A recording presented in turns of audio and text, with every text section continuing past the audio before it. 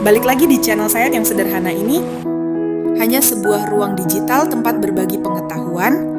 Ada satu moto kehidupan yang selalu saya pegang, bahagia adalah pilihan, maka pilihlah untuk berbahagia.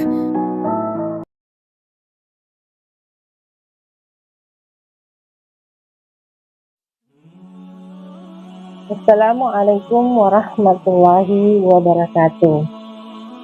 Pada kesempatan ini, izinkan saya memperkenalkan sebuah materi tentang e-organizing workshop pembina santri dalam pondok pesantren.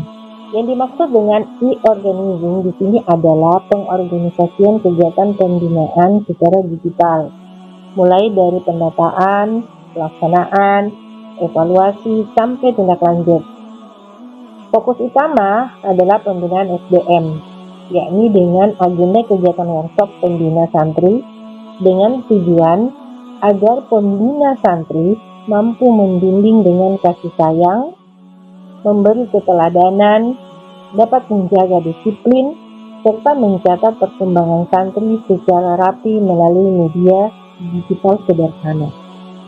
Mengapa workshop pembina santri perlu dilaksanakan? Karena yang pertama adalah pembina santri adalah figur yang paling dekat dengan kehidupan santri di asrama. Mereka melihat langsung kebiasaan santri, kedisiplinannya, ibadahnya, adabnya, kebersihan, dan interaksi sosial santri setiap hari. Yang kedua, masalah santri tidak cukup diselesaikan dengan teguran spontan. Masalah seperti pelanggaran disiplin, konflik antar santri, malas menghafal, malas belajar, atau kurang adab perlu ditangani secara bijak, terarah, dan mendidik. Yang ketiga, pembinaan sering menjadi lemah ketika tidak terdokumentasi. Jika laporan hanya disampaikan secara lisan, pimpinan pondok sulit mengetahui pola masalah dan tindak lanjut yang sudah dilakukan. Kemudian yang keempat, digitalisasi membantu pesantren melakukan pengawasan, evaluasi, dan tindak lanjut secara lebih mudah. Dengan data pembinaan menjadi lebih objek dan tidak hanya berdasarkan dugaan saja. Berikutnya, apa itu workshop pembina santri? Organizing adalah sistem pengorganisasian secara kegiatan berbasis digital. Artinya, kegiatan workshop ini tidak hanya diatur secara manual, tetapi juga dibantu dengan perangkat digital seperti Google Forms, Google Sheet, Google Drive, dan WhatsApp Group. Sistem ini mengatur peserta, materinya, jadwalnya, evaluasinya, dan laporan agar semua proses kegiatan memiliki alur yang jelas. Contohnya, peserta dapat didata melalui Google Forms. Hasil printest dan post-testnya masuk ke Google Sheet. Materi disimpan di Google Drive dan koordinasi cepat dilakukan melalui WhatsApp Group. Dengan cara ini, pimpinan pondok lebih mudah memantau apakah workshop benar-benar berjalan, kemudian siapa yang hadir, materi apa yang diberikan, dan tindak lanjut apa yang harus dilakukan setelah kegiatan selesai. Berikutnya, tujuan workshop ini. Tujuan pertama adalah meningkatkan kualitas pembina dalam membimbing santri. Pembina tidak hanya bertugas mengawasi, tetapi juga mendidik, menasehati, dan menjadi teladan dalam kehidupan sehari-hari. Yang kedua, menguatkan pembinaan berbasis adab dan kasih sayang. Dalam pesantren, kedisiplinan tetap penting, tetapi harus dilakukan dengan cara yang mendidik, bukan dengan kekerasan atau sikap merendahkan santri. Yang ketiga, melatih pembina menangani masalah santri secara edukatif. Artinya, setiap masalah dilihat sebagai kesempatan membina karakter santri.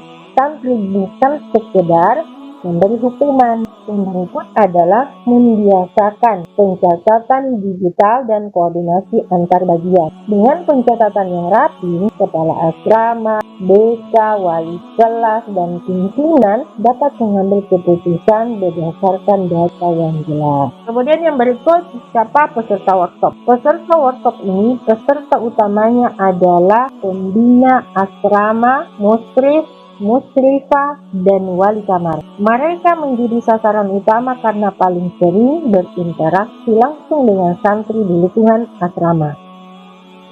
Kemudian pihak pengarah terdiri dari pimpinan pondok, kepala pesantrenan, atau kepala asrama.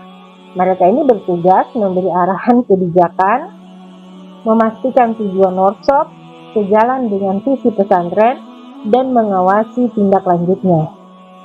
Adapun peserta pendukung adalah guru BK, wali kelas, guru tahfiz, dan guru dinia. Mereka penting juga karena perkembangan santri tidak hanya terlihat di asrama, tetapi juga di kelas, halaqah yang ada, dan kegiatan pembelajaran. Kegiatan teknis, kegiatan seperti admin data, dokumentasi, dan tim evaluasi juga diperlukan agar seluruh proses workshop tercatat, terdokumentasi, dan dapat dilaporkan dengan baik. Struktur organisasinya yang pertama adalah penanggung jawab, pimpinan pondok. Perannya menetapkan kebijakan, memberi dukungan, dan memastikan workshop memiliki manfaat nyata bagi pesantren. Kemudian yang kedua, pengarah program adalah kepala pesantren atau kepala madrasah. Tugasnya mengarahkan isi kegiatan agar sesuai dengan kebutuhan pembinaan santri dan sistem pendidikan pesantren dalam lingkungan pesantren tersebut.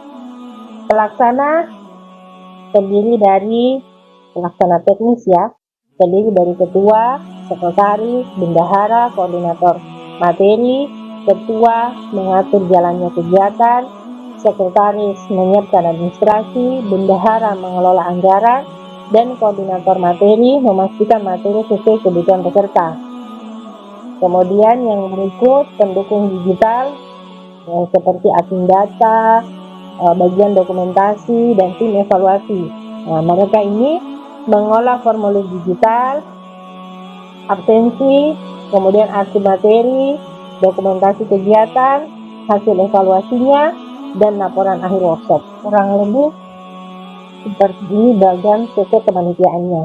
Ada penanggung jawab, ada pengarah program, ada ketua pelaksana, sekretaris, bendahara, koordinator materi, dan pendukung digital.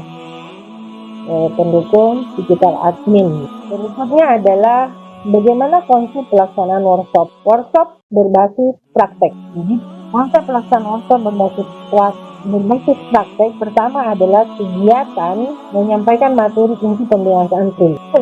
Diskusi kelompok, studi kasus, kehidupan asrama. Contohnya kasus santri sering terlambat sholat berjamaah, konflik antar teman sekamar, atau santri yang mulai malas belajar. Nah, ini menjadi diskusi studi kasus kehidupan asrama. Yang ketiga, peserta melakukan simulasi penanganan santri bermasalah. Simulasi ini penting agar pembina terbiasa memilih kata, sikap, dan langkah pembinaan yang tepat. Keempat, peserta mempraktikkan pembuatan laporan pembinaan digital. Dengan pelatihan ini, pembina tidak hanya memahami konsep, tetapi langsung mampu menggunakan format pencatatan yang akan dipakai setelah workshop. Saja materi workshopnya atau isi pelatihan yang dibutuhkan pembina. Materi pertama adalah peran pembina santri dalam pendidikan Islam. Pembina harus memahami bahwa tugasnya bukan sekedar menjaga ketertiban, tetapi ikut membentuk akhlak, ibadah, dan karakter santri. Materi kedua adalah pembinaan dengan kasih sayang dan keteladanan. Santri lebih mudah menerima nasihat ketika melihat pembina memberi contoh yang baik dalam ucapan, ibadahnya, disiplinnya, dan akhlak. Yang ketiga adalah manajemen disiplin dan komunikasi efektif. Disiplin harus memiliki aturan yang jelas, sanksi yang mendidik, dan komunikasi yang tidak menyakiti martabat santri. Atau yang keempat adalah penanganan kasus serta pencatatan perkembangan santri. Setiap kasus perlu dicatat agar pembina dan pimpinan dapat melihat perkembangan, penentuan tindak lanjut berikutnya, dan mencegah masalah itu terulang kembali. Berikutnya, bagaimana alur digital dalam e-organizing kegiatan workshop ini? Sebelum, saat, setelah, dan kelanjutan workshopnya. Yang pertama adalah sebelum workshop, panitia melakukan pendataan peserta, menyebarkan undangan, menyiapkan materi, dan memberikan pretest. Pretest berguna untuk mengetahui pemahaman awal peserta sebelum menerima materi.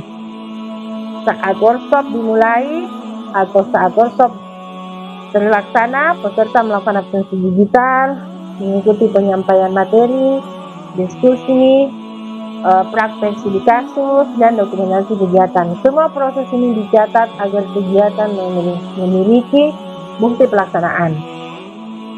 Kemudian bagaimana setelah workshop? Peserta mengerjakan post-test. Ada evaluasinya, kemudian menerima laporan hasil kegiatan, dan memperoleh sertifikat jika diperlukan. Ya, post-test berguna untuk melihat peningkatan pemahaman peserta. Kemudian tahap lanjutannya adalah monitoring pembina melalui dashboard perkembangan. Ini menjadi bagian penting karena keberhasilan workshop tidak diukur dari selesai acaranya saja, tetapi dari perubahan cara kerja pembina setelah workshop. Bagaimana workshop mencatat digital? Pencatatan digital, format laporan pembinaan santri. Jadi, yang pertama adalah identitas santri meliputi nama, kelas, kamar, dan asrama. Data ini penting agar laporan tidak bersifat umum, tetapi jelas siapa santri yang sedang dibina dan di lingkungan mana masalah terjadi. Bagaimana jenis catatannya? Dapat berupa catatan ibadahnya, akhlaknya, disiplinnya, belajarnya, atau kesehatannya. Pembagian ini membantu pesantren melihat jenis masalah yang paling sering muncul dan menentukan program pembinaan yang sesuai. Tindakan pembinaan perlu dicatat.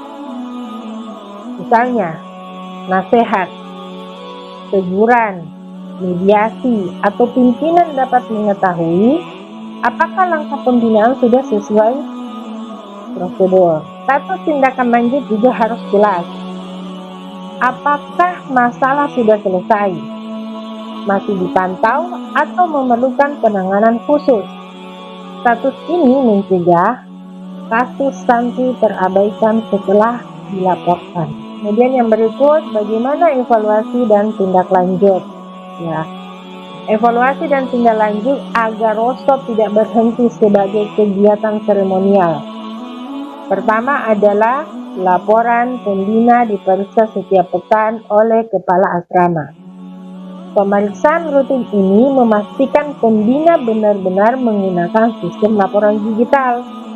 Yang kedua, kasus khusus dirujuk kepada DK atau pimpinan pesantren. Tidak semua masalah dapat diselesaikan oleh pembina kamar, terutama jika berkaitan dengan kondisi psikologis, konflik berat, atau pelanggaran serius. Ketiga, evaluasi bulanan dilakukan dengan membahas data pembinaan santri. Data ini dapat menunjukkan pola masalah santri yang perlu diperhatikan secara khusus dan pembina yang perlu pendampingan tambahan. Keempat, workshop penguatan dapat diulang setiap semester. Ini sebagai tindak lanjut. Pengulangan ini penting agar pembina baru dapat mengikuti pelatihan dan pembina lama dapat memperbaharui pemahaman serta keterampilannya. Terakhir, sebagai kesimpulan dari pembahasan ini adalah pertama, workshop menjadi lebih rapi, struktur, dan terdokumentasi. Yang kedua, pembina menjadi lebih siap membimbing santri dengan pendekatan Islami. Pembina tidak hanya menuntut disiplin, tetapi juga mengandung adab, kasih sayang, keteladanan, dan tanggung jawab moral. Ketiga, digitalisasi dapat membantu pengawasan dan evaluasi pembinaan. Pimpinan tidak hanya menerima laporan lisan, tetapi dapat melihat data yang lebih jelas dan mudah ditindaklanjuti. Terakhir, sebagai tujuan akhirnya adalah membangun pembinaan santri yang manusiawi, disiplin, dan berkelanjutan, sehingga pesantren mampu membentuk santri yang berilmu, beradab, dan memiliki karakter yang kuat. Demikian presentasi tentang organizing workshop pembinaan santri dalam pondok pesantren. Dari pembahasan ini dapat dipahami bahwa pembinaan santri membutuhkan sistem yang jelas, pembinaan yang berkualitas, serta dukungan digital agar proses pembinaan lebih terukur dan berkelanjutan. Semoga konsep ini dapat menjadi salah satu ikhtiar dalam memperbaiki tata kelola pembinaan santri di lingkungan pondok pesantren. Wassalamualaikum warahmatullahi wabarakatuh.